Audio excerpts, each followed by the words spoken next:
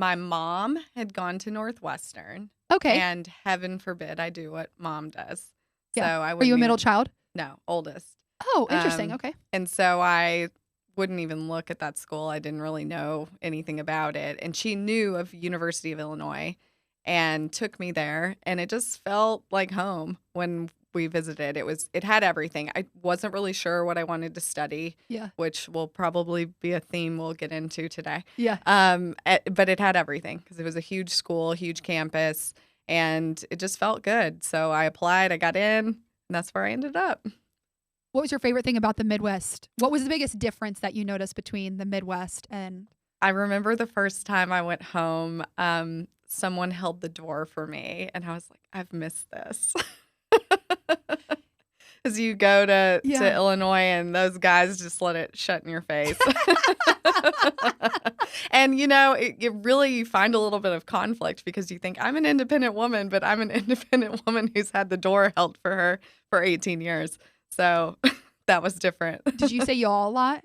I did say y'all. Okay. I will weave it in from time to time now, but it definitely uh, kind of scaled back a bit when I went to school there. It's kind of hard to, when I first moved here, obviously like 4 years ago, I refused to say it. I always said you guys. Yeah. And now with the political everything going on, I don't talk about politics on this podcast. But my last job was like, you can't really say you guys. Like you Yeah. need to say you all. So now Yeah. I've incorporated it Yeah. more, but I never understood it until I got here. And everyone's like, y'all. And I would say you guys are like, stop saying that. When you're from the Midwest, it's like, I've never heard y'all until I came down here. So this is what I say. Yeah, it's efficient. You can give them that. Yeah, exactly. So what brought you mentioned a little bit that you didn't know exactly what you wanted to go into when you went to Illinois. Were you always super into all things food and wine or I didn't know it. Okay. So I went to Illinois studying education, Okay. and the um, advisor that I had very quickly said, "You're different than my other students, and I think you need to go home for a break and get in the classroom." And that's exactly what I did. And I came back and said, I need to change majors. It was just not for me. And, I'm almost 40. I don't have children. I don't really plan on having them. It's not my thing. Yeah. Personal choice. And so she was spot on. Thank God for her. I shifted actually to communications and sort of found my way to wanting to dip into PR or just something related to that in business. In terms of food and wine, my mom always cooked. I always liked cooking. I wanted to bake cakes all the time when I was younger. But I grew up in the middle of nowhere. I mean, really, where I'm from has nothing. I don't know if you've ever heard of the comedian Fortune Feimster, but she has No. a bit that she does about going to church on Sundays and everyone watching the clock for noon to roll around because the only place you can go to really eat is Chili's or the country club. And I actually grew up Presbyterian, and we moved our church service to end 30 minutes before the Baptists so we could beat the Baptists to Chili's or the country club. So, I mean, those are truly the only options. And The deep South people. the deep South, it really coming through. So, no, I was not really into food and wine. That sort of happened. I graduated from Illinois. I went to Chicago, and Ooh. it's a food and wine mecca. It's amazing. And I worked for a small finance firm, and really everyone there was sort of moving to the suburbs, and I was still living downtown and going out with my friends 7 nights a week. And so I would happen into different places, and I kind of started a little spreadsheet that showcased, what I thought of everything, what I would rate it. And it kind of progressed from that to people asking me all the time where to go. Additionally, in terms of if there were ever gifts that we had to buy for anyone for like a marriage or their Yeah. daughter's getting married or there's a baby or whatever, if wine was involved, I had no idea what I was doing. I knew nothing about it. And I happened upon a shop in the West Loop, and someone that I worked with also knew the owner of it. And so she recommended it. And the guy just never missed on his recommendations. They were great. Yeah. And I just thought to myself, I need to know what this guy knows. I mean, this is incredible. There's so much out there that I could know. But I do remember when I was about, I don't know, 7 or 8, my parents asked me what I wanted to do when I grew up, and I said, own a restaurant. And they said, oh no, don't do that. You only have two options, Chili's and the country club. That's all I had.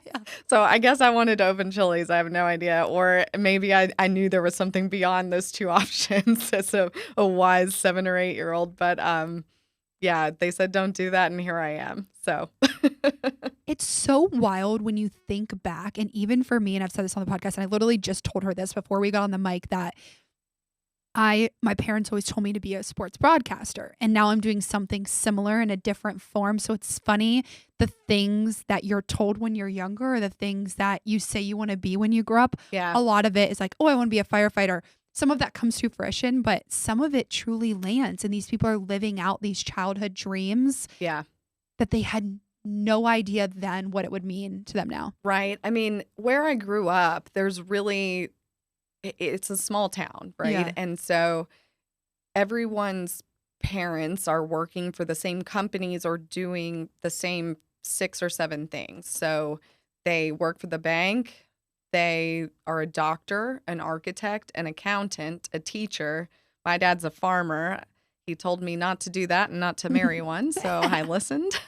My mom was a teacher, so she fell in one of those categories as well. But I mean, there was really nothing outside of that. I'd never heard of investment banking, private equity, marketing. I mean, I didn't realize these places. When you're a kid and you're going to the bank, your experience of said bank is the ATM and the drive-through window where they give you suckers and they give your mom cash. You know, you don't know that there are various elements of this, especially when you're somewhere smaller where it's not a huge business hub and these, massive pieces of various industries are all coming together. And so it was a bit of a shock to get outside of there and learn that there's so much more out there to do, and you have to look into it and pick. What's the biggest shift in perspective that you had from coming from such a small town where everyone probably knew everyone to going to a big city like Chicago? I think a big shift with the city is, first of all, I don't think you ever understand or grasp how much opportunity is out there. And, you come from this small place and you shift to a bigger place and see like, oh my God, these people have more than one house. This is crazy. And they do this job I've never heard of, and it's completely different. And I think the small town element of knowing everyone around actually kind of helped with the adjustment, because it made I'm used to walking into places and we can barely sit down at the booth in the corner because you have to pass by, 8 people that say hi, ask about them, catch up. I like that feeling. Yeah. I grew up with it. I'm comfortable with it. And so I wanted to make that big city similar. And so I've always been an extrovert. I've always been outgoing. And it really makes you have that push to make that big city as small as possible. That's a super unique point of view, or the way that you look at it. Because I mean, my town wasn't super small, but I agree with what you're saying, and I haven't heard it put that way. So I like that you said that, because I think a lot of people struggle when they're going. I think it's harder to go from a big city to smaller than it is for sure to go smaller to bigger. Yeah. Yeah. So I'm always curious to hear what's the biggest perspective shift that you saw yourself. And on top of that, what's the biggest challenge that you faced within yourself personally, moving to a big city that maybe you just didn't know about yourself before you went to Chicago? Well, there's this funny story about the first time I tried to catch a cab, which I did not succeed. I didn't understand that I'd gone to Chicago before, but I'd always stayed in hotels, or I'd been with people who grew up there and they were sort of doing it for me. And so the first day I've moved into my apartment, I'm in kind of the northern part of the Chicago downtown area, so near Wrigley Field. And Okay. my parents were staying downtown on the Magnificent Mile. And I needed to meet them for breakfast, and I just needed to catch a taxi. And 30 minutes later, I'm calling them crying because I can't. And, I was just meekly standing on the sidewalk going, barely raising my Yeah. hand, trying to catch one. But you've got to get in the street. I mean, you Yeah. have to get out there. But we're taught not to do that, Yeah. where we're from. So it was difficult. So I think, it was a harsh reality check. Like, I am living somewhere very different Yeah. where you stand in the street and wave a car down. No one opens the door for you. You kind of have to elbow your way through the sidewalk, or it's going to take you an extra 10 minutes to get where you're going. It's just harsher and different. And you need an edge, which I did not have on day one, Yeah. clearly. Did you develop it over time? Yeah. Do you I feel think so. that experience in Chicago made you a little bit more tougher and have tougher skins? Because obviously you're an entrepreneur and that's why you're on this podcast. Do you feel that experience tough on the outside, or do you feel you always kind of had that entrepreneurial spirit inside of you? I have no idea where it came from. She's honest. Really, I won't lie. I've no clue. Yes, it made me tougher. You can see in little ways. You know, my parents are so nice, and when they go to Chicago, they're walking down Michigan Avenue and handing every homeless person, a dollar. And I was like, I would be broke. I mean, Yeah. by the number I pass every day. And, you just learn to zone in. And I don't know what that says about me necessarily. I mean, sometimes I wish I didn't lose that Yeah. piece that would hand a dollar to literally everyone. But yeah, you have to pick your battles and learn to tune things out. And I think a lot of that translates to entrepreneurship. Yeah. And what you brought your vision or your childhood dream to own a restaurant, not necessarily own, but you took from working in finance to going over and working for the Yum brands. Why did you make that transition from finance to working in the food industry? Really just kind of chance. So I met my husband in Chicago. He also grew up in a smaller town, West Virginia. Oh my gosh, I'm from Ohio. Wait, we're in West Virginia. Charleston.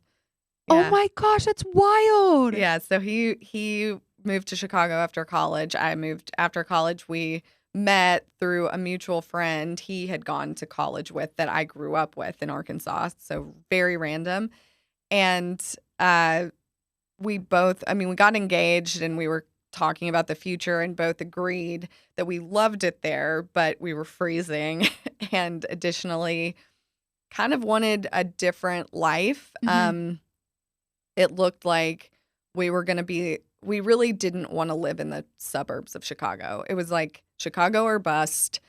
And if you live there, you're in the hustle and bustle of the city. And how long do we want to do that? Yeah. And he was ready to get his MBA and starting to apply to schools. And so we both separately listed where we would be okay living and saw what matched up. And Texas was on the list, and he had gotten into UT, and that just was the best decision for him. So we went to Austin for a hot minute, and then after that, he was going to work for Bain Consulting, and they have, when you're doing consultant work, they can't roll every new person out at the same time. So they have staggered start dates, and no one wants to start in January because they want to start making money. Yeah. So everyone's clamoring for this summer start date right after graduation. And to incentivize people to take later start dates, they have these programs where you can go learn a language or do charity work, and they'll pay a small stipend. And so we're like, okay, we both have to leave Austin and go to Dallas, which means I have to quit a job. And he is waiting to start one. When are we both going to be unemployed at the same time again? Yeah. And so we decided to go for that January start date, and we picked up and moved to Argentina with the stipend money Wow. for 3 months, 90 days, whatever is appropriate without a visa. And we hung out, took Spanish classes, all of which I've forgotten. Um, Wow. Traveled around for 3 months, and it was amazing.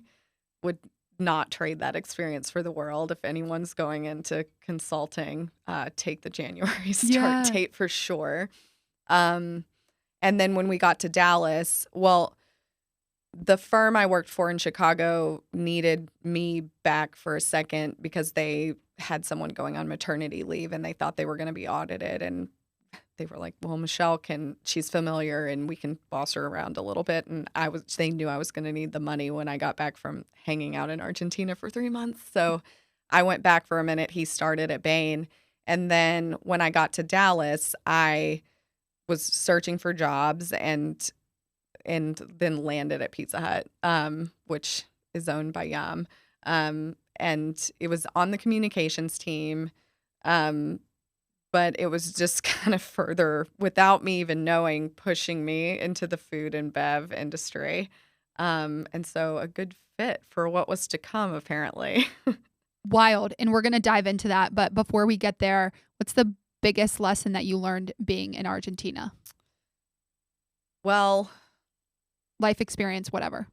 I really think it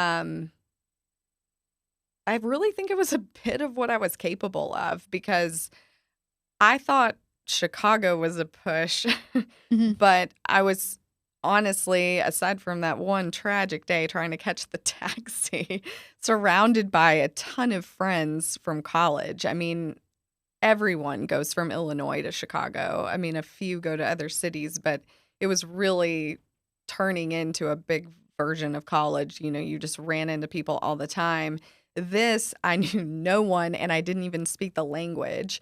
And I truly thought, okay, what country doesn't speak a little bit of English? And it was a wake-up call. I mean, it especially the service industry, so taxis, and just restaurants in general.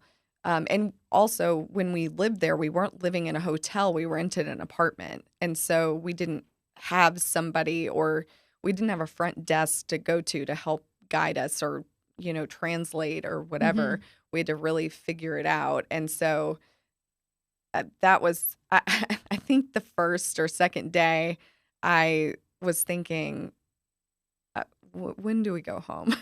Okay, how many more days of this?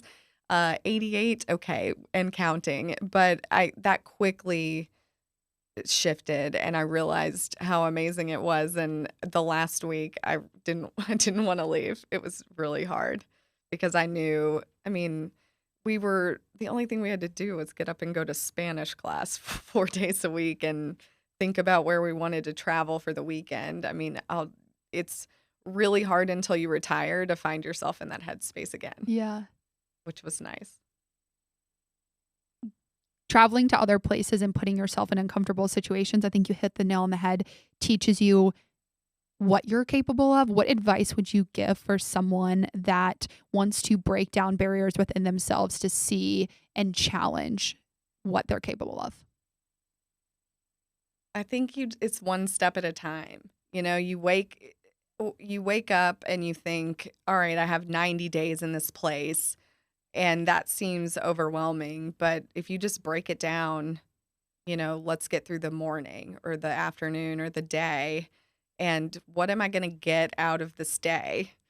It really shifts the perspective, and you don't have to think about it as such a long-term situation. I mean, I think of it similarly. So I do Orange Theory Fitness. It's one of Yeah. my favorite workouts. And sometimes I don't feel like being there and it feels overwhelming. And I've done half the class and I still haven't done the treadmill portion. And I'm like, oh, how am I going to finish the last 30 minutes of this? I really don't have the energy. And it's one block at a time. That's the answer. I mean, it's really just do what they say. Mm-hmm. you can do anything for 30 seconds, you can get through 90 seconds. And if you just take it step by step, you'll get there. And it's sort of the same when you get outside of your comfort zone, really, in anything. Just one block at a time, one step, one task, one day, one half a day. Just break it down, and it feels so much less overwhelming versus, a long period of time. Like that. That's very well said and can translate to anything in your life, no matter what you're building or whatever challenge you're going to, taking it day by day, even in the hard moments, and then also in the moments that are going super well for you. Talking about step by step, we're going to take us back to the Yum Brands and working for Pizza Hut. So obviously now looking back, that was a step towards owning a restaurant. What did that experience and working for that organization teach you about what you liked about the food and beverage space? I think mostly just the feeling it invokes for other people. Who's not happy when they're having a pizza? It's typically associated with a party, a gathering. You didn't have to cook tonight, something as simple as a movie night. Just it gives people happiness. It brings them joy. And I think that was a big takeaway from the place that also translates to the establishment I have today. When did you know that it was time for you to pursue Trova Wine and Market?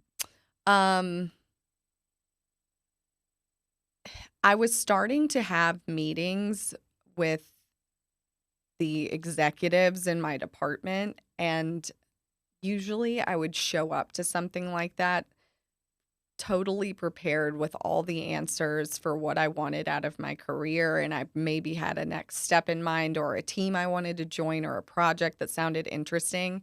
And I had none of that. And I was just lying. I was truly just trying to get through the 30 minutes and make it sound like I wanted to be there forever. And I was going home and going, oh my God, I couldn't even make it up. And I think that was I had the idea of Trova, and I had put pen to paper.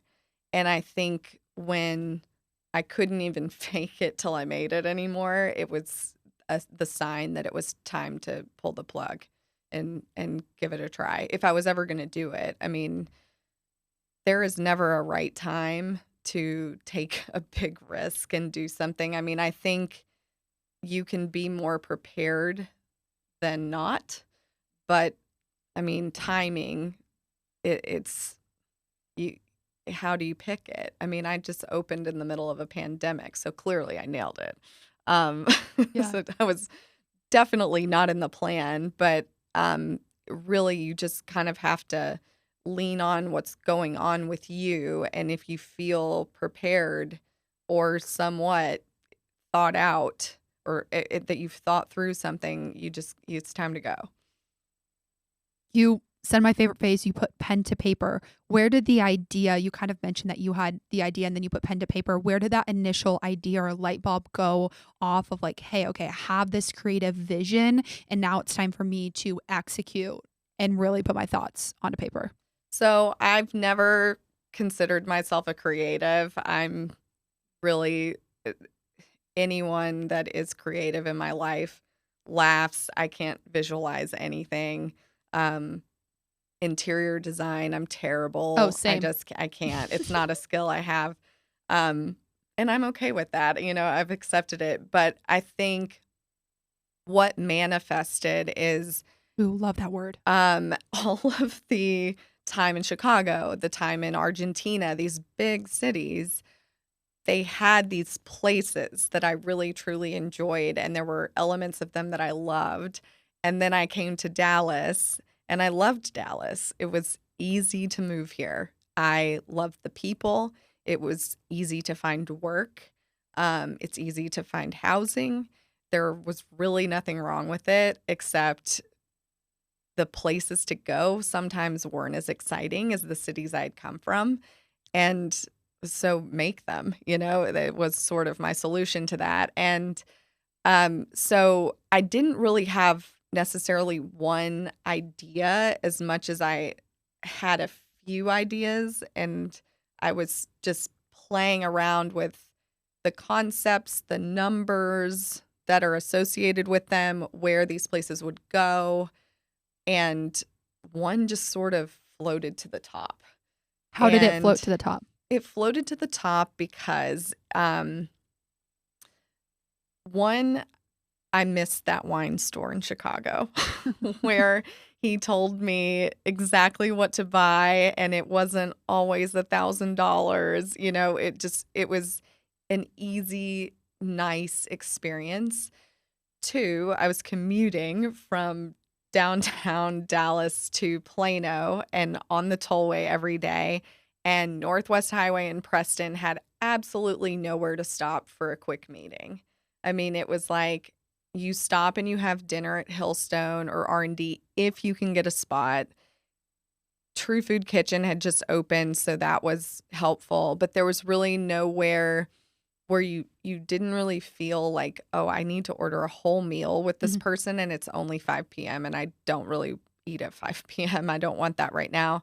Also, just shopping with my mother-in-law or my own mother, there was nowhere to stop and just sit and have a drink in that shopping center around the holidays. And so it all sort of, those things manifested into, man, this shopping center could use a wine bar. And then I started playing with the numbers and the idea and how it would translate in the neighborhood, and it just made sense. And there it was at the top. How did you find the specific location? For those of you that are in Dallas, it is off of Preston Center, which now is very built up. There's a lot of stuff around there. So you were at the right place at the right time. Yeah, literally. I mean, honestly, I was having dinner at True Food Kitchen and I looked across the shopping center and I went, I wonder how many square feet that place is, because I was looking for something. This is a nuance of restaurants, but a lot of restaurants are very large, because that used to be the model. So you think of Saltgrass Steakhouse and Outback Steakhouse and Chewy's and all these places, they're big spots, and I wasn't really trying to create that. I was looking for something smaller and more niche, and there wasn't really a lot of already made restaurant real estate for the taking for that. And what I mean by that is when you are creating the infrastructure for what is a food and beverage space or a restaurant, it requires a lot, like grease traps, different types of plumbing, electrical requirements. You have to worry about handicap accessibility and things that may not be entirely possible in every single space. And so this was just a blank box. It was about the square footage I was looking for, so it was sort of divine intervention. But I don't think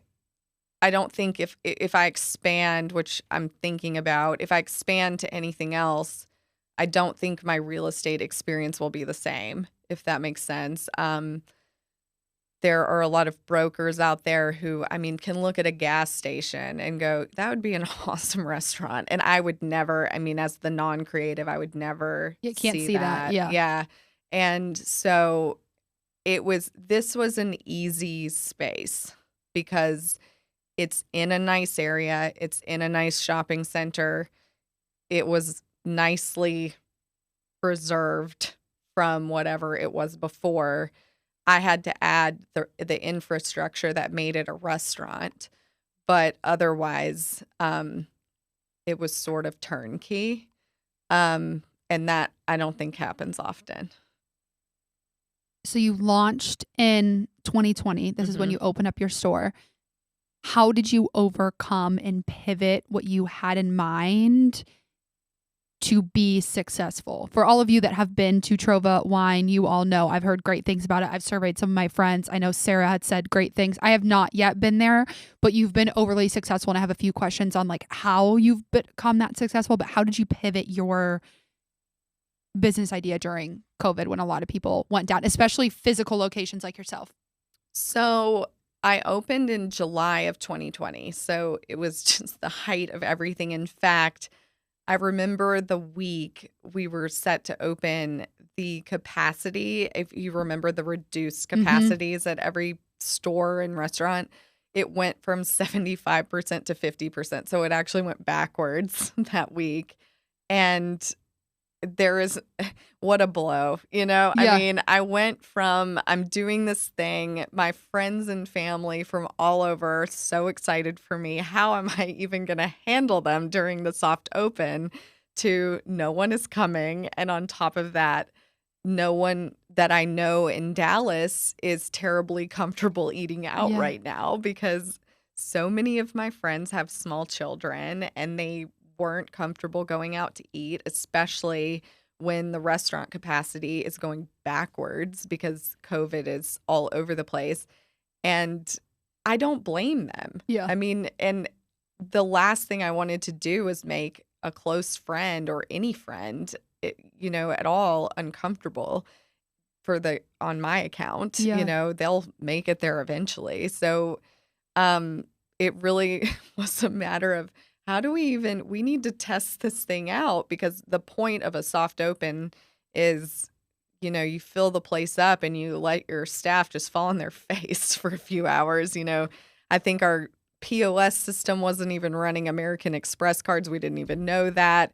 I saw glasses of wine being delivered to tables, and it just had just a hair of glass visible at the top. So clearly there was some overpouring happening, just everything that you can imagine. Double shots instead of single shots. Oh my shots. God. I mean, a Dublé glass of wine.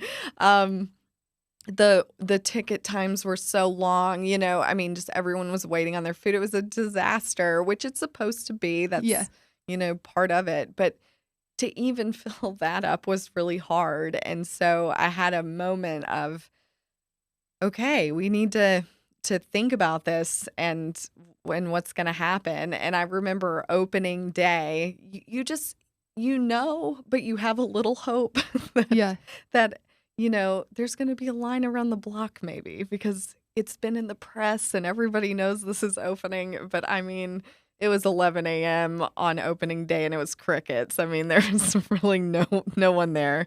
And the nighttime was marginally better, but it really couldn't be.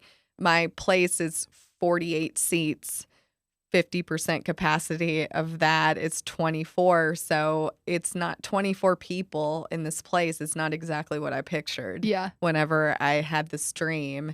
And so that was difficult. And the one thing that really just naturally helped us is it's always been a dual platform business. So it's a wine bar, on-premise consumption. You can come, have things by the glass, have cheese board, salad, sandwiches.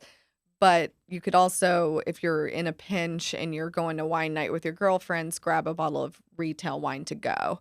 And so that was helping us. And then the cheese and charcuterie program really floated a lot because people were looking for something to do at home.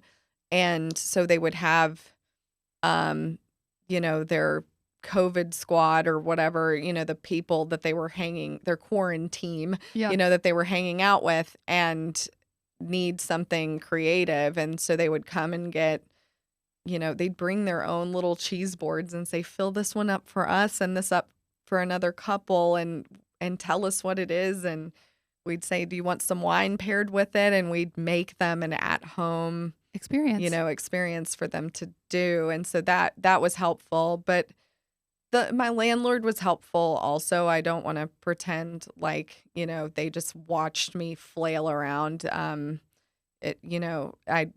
Obviously they saw the struggle that all of their tenants were going through. So that was helpful. And then eventually the vaccine happened, and I feel like the floodgates opened and it's been fine ever since.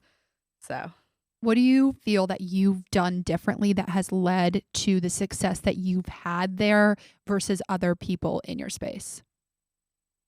in the restaurant industry in general, Especially in wine and small snacks, because I think there's obviously I mean I worked in the bar industry. I don't know everything about it, yeah. but there's a lot of profit on alcohol. And that's where a lot of people make their margins. So I think you hit the nail on the head of that way. And then also offering small bites, but at the same time, it kind of deters away some of like bigger families that are coming to eat and Yeah. maybe bigger parties. So how do you feel that you really made yourself unique and successful in what you're doing? I don't think I've figured it out entirely. I mean, everything can always use room for improvement in my eyes. I'll never stop looking at stuff that way. Um, I have to give a ton of credit to my staff. I mean, they're incredible. Um, I always say, COVID had its trade offs. The trade off to the 50% capacity was my staff had time to learn everything. And by the time we were at 100%, they were running like a well oiled machine. Second, I got some amazing people that I don't think I would have had otherwise, just because maybe they didn't have as much opportunity at their current restaurant, or they had been laid off. There were many reasons. Um, and so I landed really awesome people, and I think they created a vibe that I didn't even, I hoped was possible, but you can't believe it until you see it. But Hmm. they made wine comfortable to talk about, and um, food approachable, and the whole experience is because of them, which is awesome. And it's fun to see, and it's fun to experience, because I like everyone who works for me a lot, and it's awesome to see them succeed. So I think that's been great. Also, I'm a freak about the numbers, about inventory. There's constantly this whole, stat that, I don't know, 80% of restaurants fail in the first year or whatever it is. How do you know? You know, okay, a restaurant closed. Do you know why? Maybe the person retired. Maybe their lease was up and they saw the pandemic coming and they didn't want to deal with it, so they closed. Maybe they just decided to move locations and so they're still open, but they're somewhere else. No one's tracking that. So, yeah, maybe a restaurant closed their doors, but you don't know why. Why? So there's no real number. Um, yes, a lot of people see Food Network and TV and they think, oh, yeah, this looks awesome. I want my name on a restaurant. I want to do it. And, I'm going to be just like John Tafford and open this. And they don't know what they're doing. Yes, that happens as well. But I don't think the majority of that statistic is real. And so for me, it was important to just keep track of everything and know, am I making money or not? Because I think a lot of places don't know for a minute. Yeah. They're ordering and they're servicing guests and people are coming. And so they're happy, and then they're looking at their bank account and there's either money in there or there's not. But I'm tracking, what did we make? This is what we spent on this specific wine by the glass. What did we make on it? What, happy Mhm. hour, what did we make it happy hour versus regular hours? What about the food? This is what we're spending for the ingredients in this dish. What did we make on that for the month? And it really, you need it to know if you're succeeding, but you also need it to drive.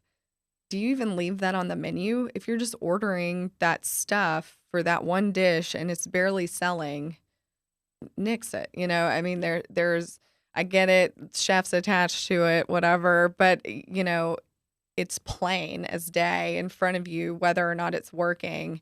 And so I've been on top of that since day one. Now, was it super easy to control starting day one? No. Mhm.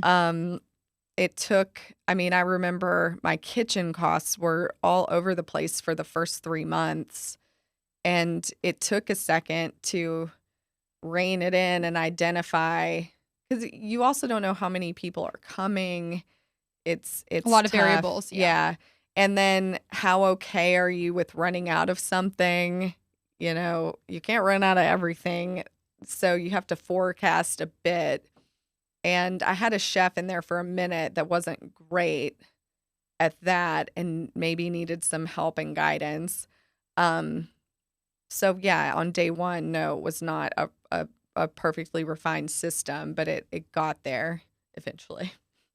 You touched a little bit on the people that you have, and that's one thing that I learned about you that I want to highlight a little bit is that you are known for your leadership in the food and bev space and being one of the best people to work for, which I think is incredible. Why do you feel that is? What have you done differently from a lot of other leaders around you to create a culture and an environment where people feel safe and also look up to you and aspire maybe to be like you or just admire you as a person and as a leader? Um, I think really, I don't think I understood. I don't think I'm really doing anything all that special. I I knew she mean, was going to answer with it just because she seems so humble. really, it's mostly I'm treating them like humans. And it's amazing how many places don't. I give a lot of credit to Yum for that. They're culture champions there.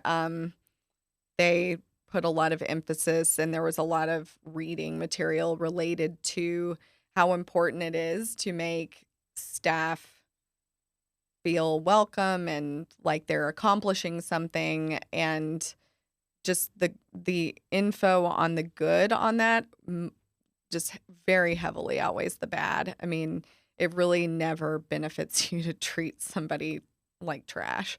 And I think unfortunately that happens in a Mhm. lot of spaces in the industry. And it didn't really, I mean, it benefits me because if you just do the simple math of how much it costs to post the job over and over again versus be nice and retain your staff, yeah, it's worth it. But I I think people just for some reason see they don't it doesn't compute that retention is valuable. And it took a minute for it to catch on in, I guess, Dallas, that Trova is a safe space for people, because I was going, I mean, oh, I'm posting these jobs and I'm having just as hard of a time as everyone else hiring employees. When is it going to pay off that this is a happy place to work and Yeah. people like it here? And it seemed to not be taking off as a concept, and I didn't really understand if it was ever gonna pay off. I mean, not that it was tempting me to not treat people well. I mean, I still think that's the right thing to do, and it benefits you. But, finally, just in the last, I don't know, 3 months or so, we've had a couple of people come on board, and it was without an online job solicitation. It was a text message or an email that's like, "Hey, I heard I got your name from someone in the industry, and they told me the first thing I should do is call you." Mhm. And I'm like, "Oh, it finally worked." It's about time, 'cause it just felt like I was never gonna benefit from it. But yes, I mean, I've worked for bosses who they've said these people will never care about you. They'll never care about the business. You need to just look out for yourself, for your business, and who cares about them? You'll just hire someone else. And I could not, I just disagree. Um, yes, no one will care about your business as much as you do. That is undeniable. And just a fact at the end of the day. But I mean, it is possible to build a team and support them and make them happy in a place where they uphold your standards, and in addition find what you are bringing to them as a benefit to their lives as well.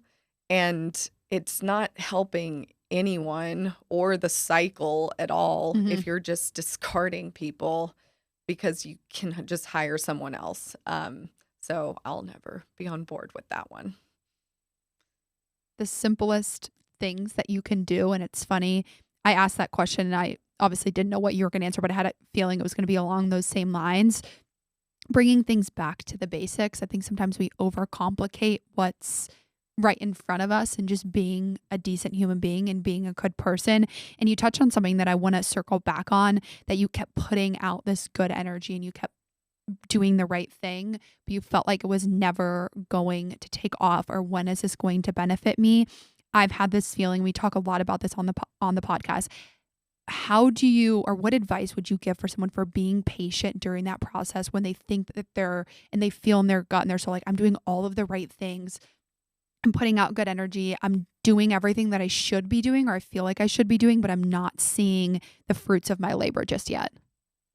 I think for me, it was simple because the alternative was, oh, do I just start being a jerk to everyone? And am I going to wake up feeling great about that? No. Mhm. So, really, there was no choice. I mean, it was just be persistent, keep it up. And then I guess let's evaluate the worst case scenario. My favorite thing to do.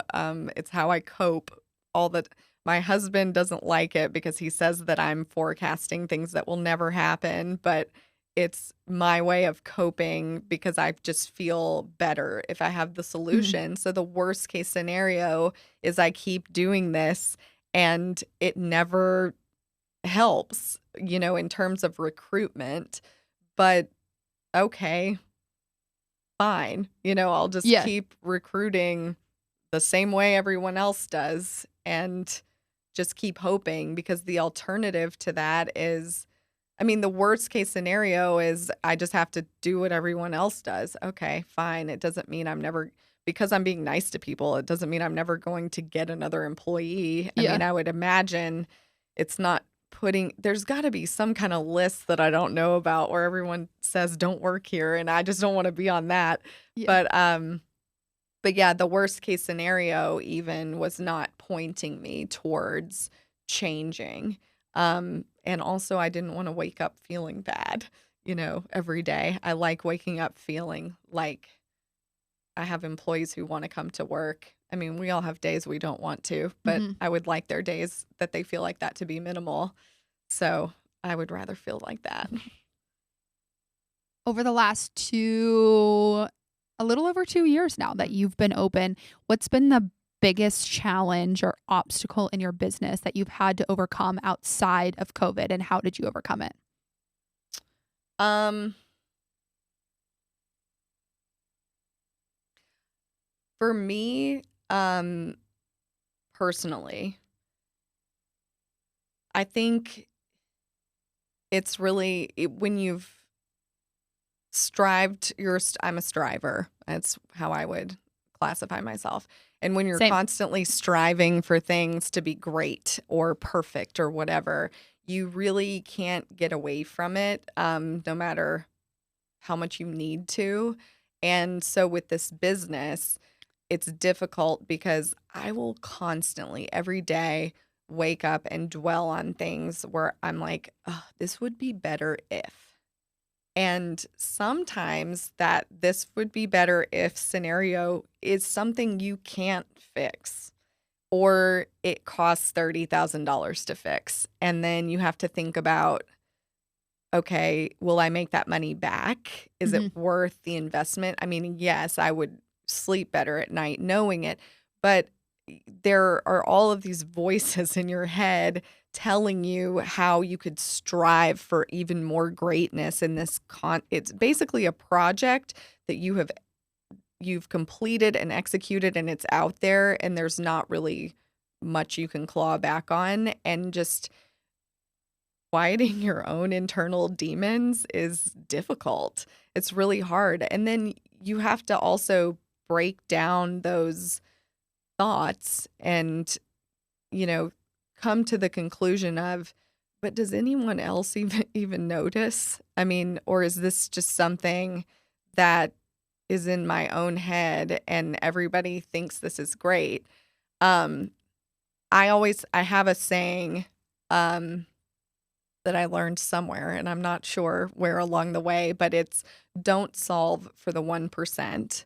And I tell my staff that a lot because it's really easy to try to. You just have the unsolicited advice that comes from Mhm. customers, from family, from anyone.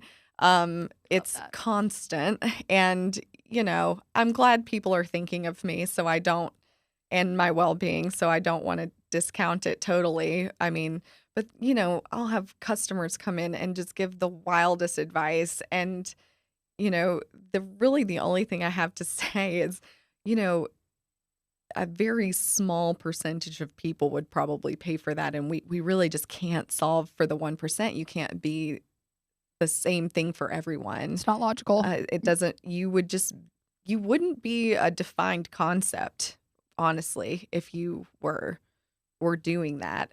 And so a lot of these thoughts in my head, that stem from, oh, this would be better if, a lot of it is solving for the 1%, and you have to really figure that out and overcome it. And it's a challenge as an owner. And probably an owner in any space. How do you do that for yourself? Hmm. Are there certain things that you could tell someone to do that's maybe obsessing over certain things that, again, whether you're a business owner or not, I think it's easy to obsess over things about your life. And a lot of times that the negatives are things that we can't control, and you hit the nail on the head. How can you deconstruct this and recognize where it's coming from? How do you do that for yourself? Step one, where did it come from? Did I think of it or did someone say it to me? Um, and then step two, um, put pen to paper. I mean, Love really, it. is it worth the amount of money, time, energy, effort that would go into fixing it? I mean, just solve the problem for yourself. Mhm. Um, or else you're just gonna keep dwelling on it and thinking it would be better if, just over and over until the end of time. Being an entrepreneur is hard in itself, and you have a physical store and are doing something very unique. I mean, for me, I've never interviewed someone doing what you have. I've done a lot of or interviewed a lot of CPG girls who have online businesses or are selling a lot of their products online. What's the biggest thing that this entire process has taught you about yourself? Um, the internal reflection is really not one of my strengths. Um, I think uh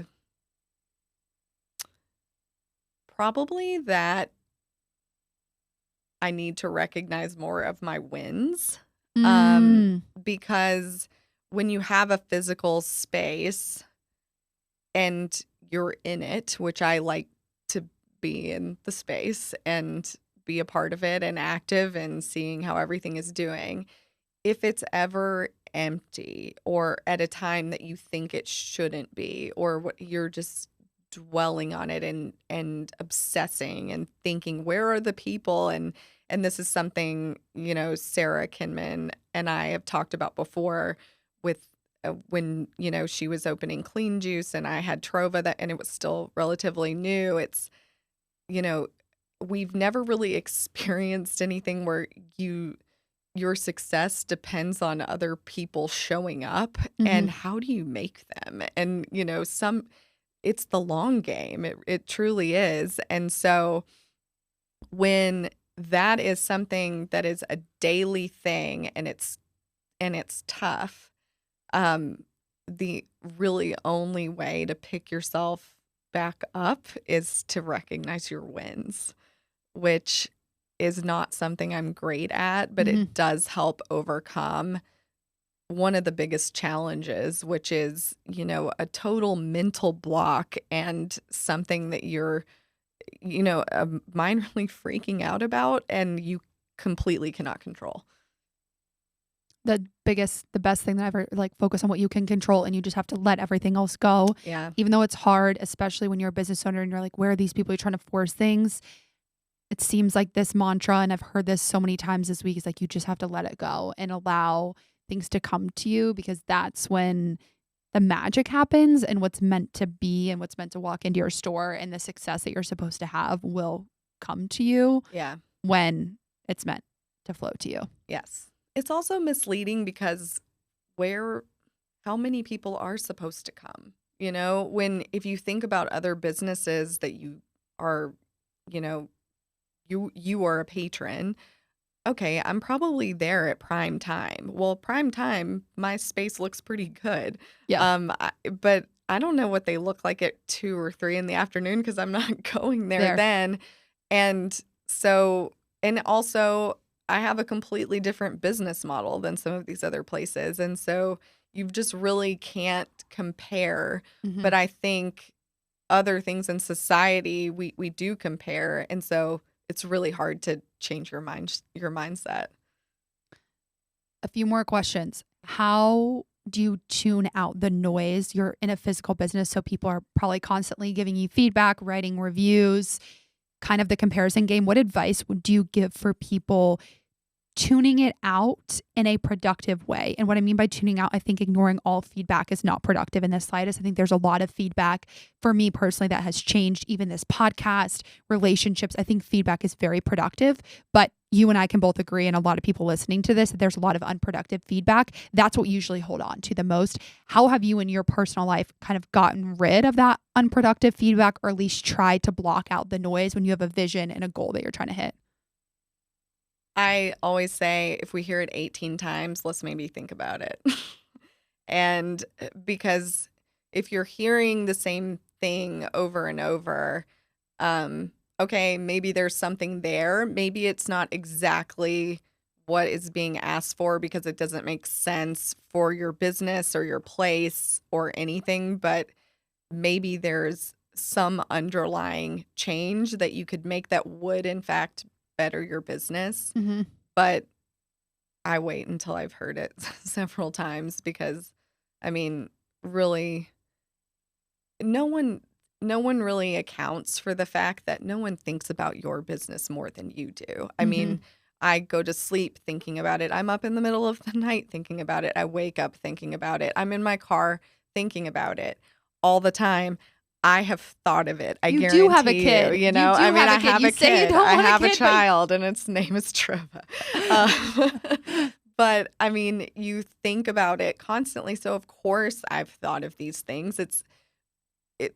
Whoever is bringing it up, I probably thought of it a week ago, and I decided it didn't make sense for whatever reason, and I can't tell you what that is at that exact second. But if something is on repeat, maybe it's worth it to look into a version of it. It doesn't have to be exactly what everyone's asking for. It needs to be what makes sense. I like the 18 times. I actually thought about that. I had this conversation with my producer. When you get the same feedback repeated over and over again, especially when you're starting something, it's always important to, like for me, I see what's the common theme. So if the feedback's positive, but I hear one common note about an episode or the way I interview or whatever that is, that's usually where I drill down. I'm like, okay, how can I do more of that within the same circle theme or like the same bucket without losing myself in that process? Because I think where people go wrong with feedback is they try to change everything and lose sight of their vision to go where this person thinks they should, when in reality, and that's actually happened to me. I've had lots of feedback and I just kept going with the calling inside of me because I'm like, I know this is leading me to where I'm supposed to go, even though I have the left and the right kind of telling me two different things. Yeah, and I think that's totally natural. I mean, if you think about it, many people have come up with jobs or roles where you complete something and you have to show it to your boss, and your boss gives you feedback, and you can push back a little bit, but it's their word, that's what goes, and you make those edits whether you agree with them or not, and then you put out a final product that you're hopefully happy with, but it wasn't entirely yours. And this is the first time that it is. And that's new. Yeah. And you have to find a new way to sort through the noise as a result. I love that. 2 final questions to be respectful of your time. I feel like we could talk all day. This conversation has flowed so easily. I saw an article that you did around the idea of success, and I haven't had this question in a while, but I know that you're super passionate about giving back to your community, and your definition of success has changed. So that's my question to you. How has your definition of success changed over the last 3 to 5 years, especially since opening up Trova? Well, really, if I think back on life, I mean, I've talked to other friends who are entrepreneurs about this as well, and just successful friends in general. I've never, I mean, I've never really failed, if you think about it, if I think about it.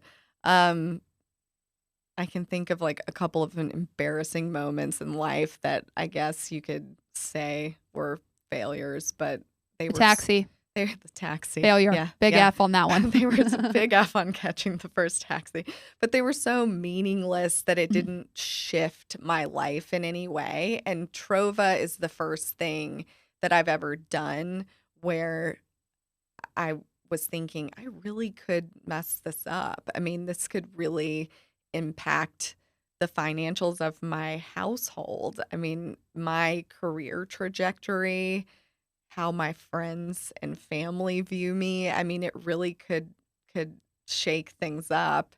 And so I really went from when it was a dream and an idea to wanting to just kill it. I mean, just how do I blow this out of the water, have the best numbers in the city? I want to be on every top list. I mean, just I want to kill it to this thing is open and it is profitable and it made it through COVID and people like to come here. That is success. It's a complete shift from what I thought it was going to look like in the beginning.